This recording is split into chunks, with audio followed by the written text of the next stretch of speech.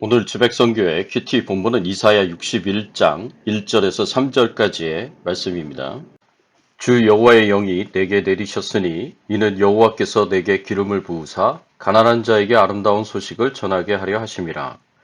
나를 보내사 마음이 상한 자를 고치며 포로된 자에게 자유를 갇힌 자에게 노임을 선포하며 여호와의 은혜의 해와 우리의 하나님의 보복의 날을 선포하여 모든 슬픈 자를 위로하되 무릇 시온에서 슬퍼하는 자에게 화관을 주어 그 죄를 대신하며 기쁨의 기름으로 그 슬픔을 대신하며 찬송의 옷으로 그 근심을 대신하시고 그들이 의의 나무 곧 여호와께서 심으신 그 영광을 나타낼 자라 일컬음을 받게 하려 하심이라.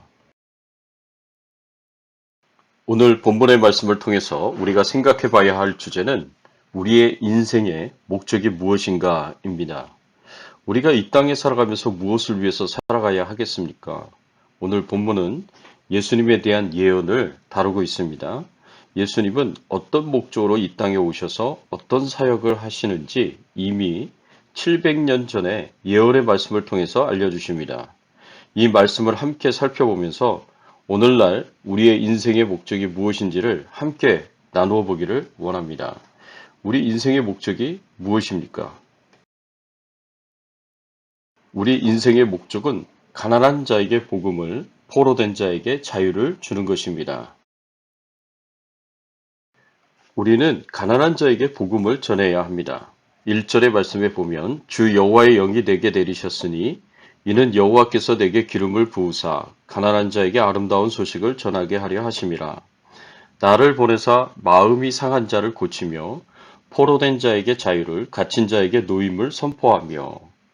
이 말씀은 메시아로 예언된 하나님의 아들 예수님께서 하신 말씀인데 예수님께서 세례 요한으로부터 물 세례를 받으실 때 성령이 하늘에서 비둘기같이 예수님에게 임하셨습니다.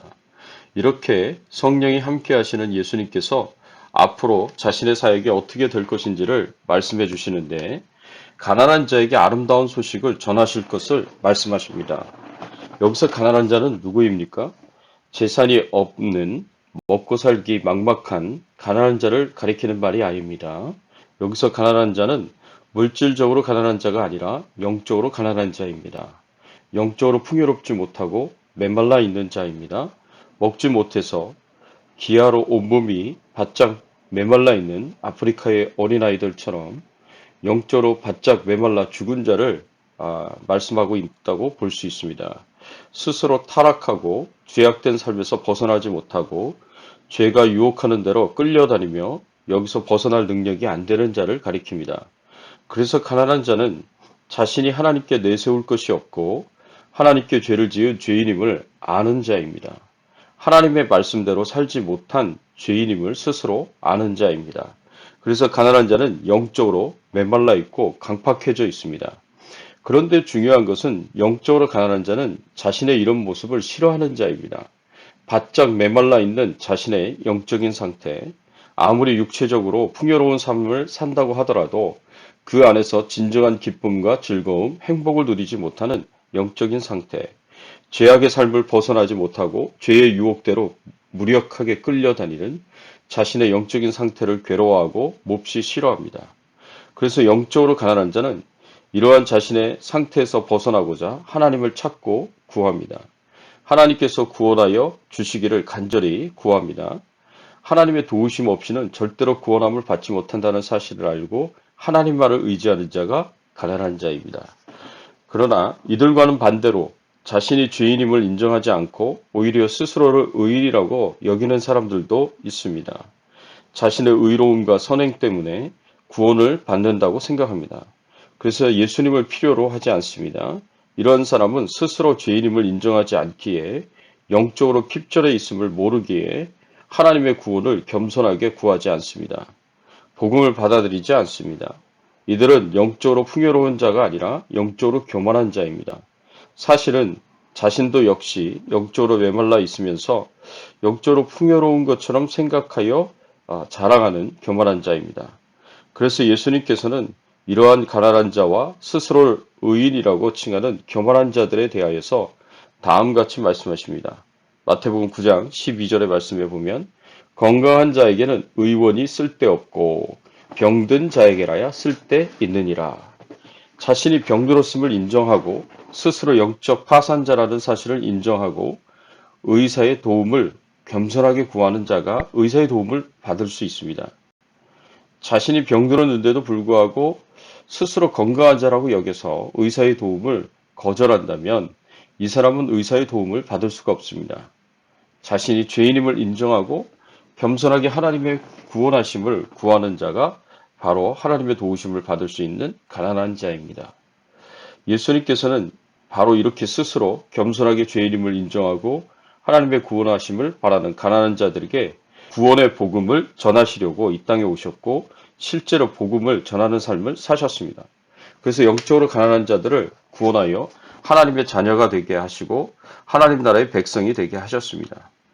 예수님께서 이것을 목적으로 오셨듯이 우리도 이 세상에 살면서 영적으로 가난한 자들에게 복음을 전하며 그 영혼들이 구원을 받을 수 있도록 영혼 구원에 힘써야 할 것입니다. 또 우리는 포로된 자에게 자유를 주려고 노력해야 합니다. 1절에서 메시아이신 예수님은 자신의 사역의 중요한 목적으로 포로된 자에게 자유를 주시는 것을 말씀하십니다.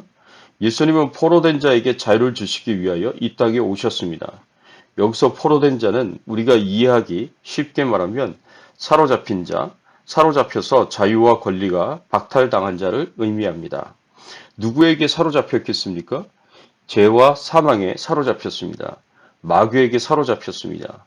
사로잡힌 포로에게 예수님께서 자유를 주시는 분이십니다. 죄를 지은 자에게 주시는 하나님의 형벌이 무엇이죠? 로마서 6장 23절의 말씀에 보면 죄의 삭은 사망이요 하나님의 은사는 그리스도 예수 우리 주 안에 있는 영생이니라 라고 말씀하셨습니다. 죄의 대가는 사망입니다. 죽음입니다. 사람이 죄를 지음으로 치러야 하는 값은 바로 죽음입니다. 하나님은 지극히 거룩하시고 의로우신 분이시기 때문에 죄를 아주 미워하시고 싫어하십니다. 그래서 반드시 죄를 심판하십니다. 그리고 죄를 완전히 멸하시는 분이십니다. 따라서 하나님의 말씀에 불순종하여 올바르게 살지 못하는 모든 죄인은 하나님의 심판을 받아 죽음에 이르게 됩니다. 이 죽음에는 세 가지가 있습니다. 육체적인 죽음이 있고 영적인 죽음이 있습니다. 영원한 죽음이 있습니다. 죄를 지은 모든 사람들이 바로 이 세 가지 죽음을 다 당하게 됩니다. 그리고 이 죄와 죄의 대가인 죽음은 바로 사단의 가장 큰 권세입니다.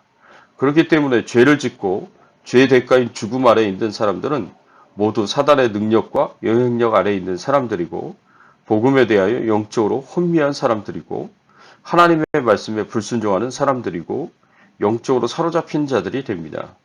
따라서 죄를 지은 사람은 죄와 죄의 대가인 죽음과 사단의 쇠사슬에 묶인 자들이다라고 볼 수 있습니다.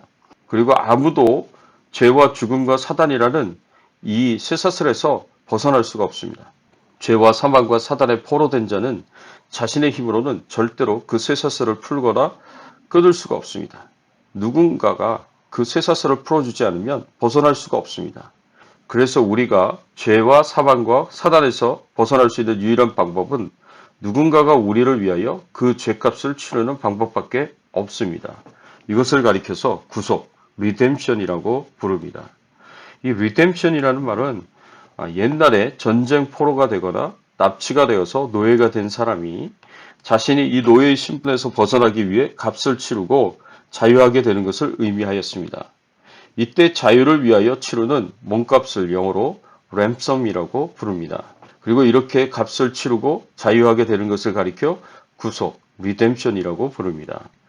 그리고 우리는 스스로 이 값을 치르고 죄와 죽음과 사단에게서 자유할 만한 힘도 없고 능력도 없고 권세도 없습니다. 이 쇠사슬을 끊고 죄와 사망과 사단의 얽매임에서 벗어나는 유일한 방법은 하나님의 아들이신 예수님이 자신의 생명으로 자신의 피로 죄값을 다 치르는 방법밖에 없습니다. 예수님만이 우리의 죄를 용서받게 하시고 우리를 얽어매고 있는 죄와 죽음과 사단에게서 벗어나 자유하게 하십니다. 그래서 이 대속의 죽음을 통한 구속이야말로 예수님께서 이 땅에 오셔서 감당해야 할 가장 큰 사명이요. 이 땅에 오신 가장 중요한 큰 목적이다라고 볼 수 있습니다.